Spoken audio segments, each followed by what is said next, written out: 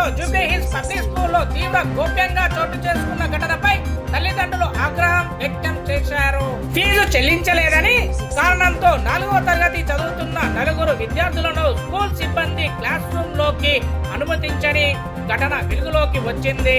వివరాలకి వెళ్తే విద్యార్థుల తల్లిదండ్రులు మీడియాతో మాట్లాడుతూ మొత్తం 1,30,000 రూపాయలు ఫీజులో 1,00,000 రూపాయలు ఇప్పటికే చెల్లించినప్పటికీ మిగతా మొత్తాన్ని చెల్లించలేదని సిబ్బంది పిల్లలను లైబ్రరీ గదిలో ఉంచి మానసికంగా వేధించినట్టు ఆరోపణలు వచ్చాయి. అంతేకాకుండా స్కూల్ ఫీజుల కొరకు తల్లిదండ్రులను తీవ్ర ఇబ్బందులు పెడుతున్నట్లు, ఫీజు చెల్లింపుల కోసం పదే ఫోన్ కాల్ చేయడం మరియు మెసేజ్లు పంపించడం, అదే విధంగా లేట్ ఫీజులు అంటూ అదనంగా డబ్బులు వసూలు చేయడం లాంటివి జరుగుతున్నాయని విద్యార్థులు తల్లిదండ్రులు ఆవేదన వ్యక్తం చేశారు.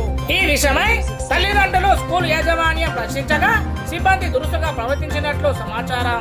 ఫీజు పూర్తిగా చెల్లించకపోతే విద్యార్థులు క్లాసులకు అనుమతించబోమని వారు స్పష్టం చేసినట్టు తల్లిదండ్రులు చెప్పారు.